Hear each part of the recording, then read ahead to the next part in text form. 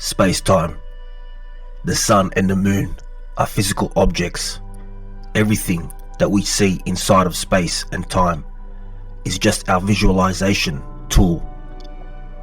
The reality we're interacting with is nothing like the visualization tool. There's nothing like space and time. We've made the rookie mistake of assuming that our virtual reality headset, our visualization tool, is the final reality. It's just a rookie mistake. It's like someone who played a video game so long they have no idea there's a reality besides the video game. We're like that right now. If you just look at your face in the mirror, if you look, what you see directly, it's just skin, hair and eyes. That's all. That's all that you see. And if you looked inside, if someone opened up your skull, you will see neurons and so forth. But what you know firsthand that you cannot see is your hopes, your dreams, your aspirations, your love of music, your mood. It's all in virtual experience. No physical object, including my body, is conscious. Strictly speaking, my brain isn't conscious, because my brain, in fact, doesn't even exist unless I render it. So if you're playing a video game, I'm playing a virtual reality. For example, I got the steering wheel in front of me. I'm holding the steering wheel. If I look to the side, I no longer render the steering wheel, and there is no steering wheel. When I look here, I render it, and now there is a steering wheel. The same thing is true, strictly speaking, of neurons and brains. They're there when you render them. They're not there when you don't. It's a virtual reality system that you render objects in space and time as you need them, because they're part of your visualization tool. And then you garbage collect them. You delete them when you don't need them. Your life, in my life right now, is we're in a simulator, a space-time simulator, and we've been given, like an AI system, we've been given certain intrinsic desires. So my friend is an artist.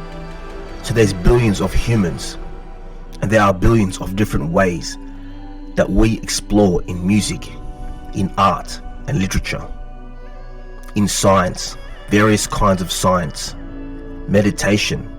So where it's sports, there are all sorts of ways that consciousness is exploring through us, and there is not like one is the best. I don't know what we're doing outside of space and time. That's part of what I want to understand, is what are we actually doing? We don't see. I don't know what I'm actually doing. I know what I'm doing under a description, like I'm moving my hand right now. And if I grab a steering wheel in my car, I know what I'm doing under a space-time description. But I don't know in ultimate reality what I'm really doing. It's just like the virtual reality player. When they turn the steering wheel in a video game, they know what they're doing in the language of the game. I'm turning a steering wheel, but what they're really doing in terms of the supercomputer, right? Which in that metaphor would be the deeper reality. They're toggling voltages and magnetic fields and circuits that they have no idea there's probably trillions of voltage togglings going on for one turn of the wheel. All they see is a turn of the wheel. That's their notion of cause and effect. Trivial. The real cause and effect is trillions of voltages getting toggled in fractions of a second. It's much more complicated. So when I talk evolution, I'm only going to be talking about assuming the headset now. I'm within the framework of the headset, because evolutionary theory is only a headset theory. It's not a theory of consciousness beyond space and time consciousness. It's like a kid in a candy store. It's a never-ending exploration that is, in principle, never-ending. We call Tom and Don are just parts of this overall exploration of consciousness and all of its possibilities. Our little bit that we're exploring right now, as rich as it seems to us, is trivial compared to all the possibilities that Gödel says are out there. I can imagine a square, I can imagine a cube, Now go up one more dimension. Imagine a cube in 4 dimensions. My brain halts and my mind catches on fire. Nothing happens. That's only 4 dimensions. We can't even go to 4 dimensions. I mean, how that's terrible. It's just an incredible limitation. I can only see 3 dimensions of color: red, green dimension, blue, yellow, and so forth. There are some pigeons that have 4 color receptors. Presumably, they're in an extra dimension of color that I can't even imagine what it's like. Can you imagine a specific color you've never seen before, as rich as our world seems? We know that there's a rich possibility of conscious experiences that we can't even concretely imagine, but consciousness itself on this theory is exploring all these possibilities, and right now we're sort of stuck on this little headset, 3 dimensions, small amount of color that we can see and so forth. We thought it was the whole world, and no, it's a little headset, it's a prism. My imagination is stuck in only 3 dimensions. My colors are stuck in a certain range. Now here's the challenge. Suppose we chase that down.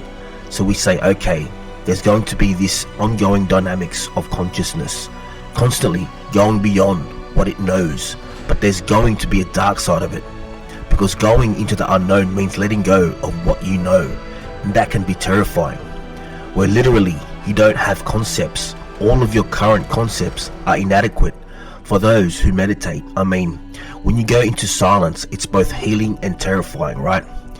If you really let go of all your thoughts, you let go into the void, it sort of can be scary. Like you want to go back into and grab onto your life jacket. You grab onto your teddy bear, your thoughts. How would consciousness, precisely this vast social network, project mathematically into space, time? Clearly, there's a projection. I'm interacting with Tom's consciousness. I'm not seeing that consciousness. I'm seeing skin, hair, and eyes. I'm seeing a space-time projection. I'm not actually seeing your emotions. I'm not seeing your mood, but I'm genuinely interacting with your experiences. It's a genuine interaction. And so, there is a projection from this conscious realm into space-time. We can take what we understand in the headset and pull it backwards. If we can project from consciousness to the headset, then we can try at least to go from the headset and pull backwards. It's a fallible enterprise, but it may help us to open our minds to the possibilities for deeper theories of what's going on outside the headset. So the reason I'm doing this is because I can't even imagine a specific color that I've never seen before. I can't imagine in 4 dimensions. In other words, I take it as given that I'm deeply limited in my imagination, and I need all the tools I can get to help me step outside of my headset and try to guess the unfathomable.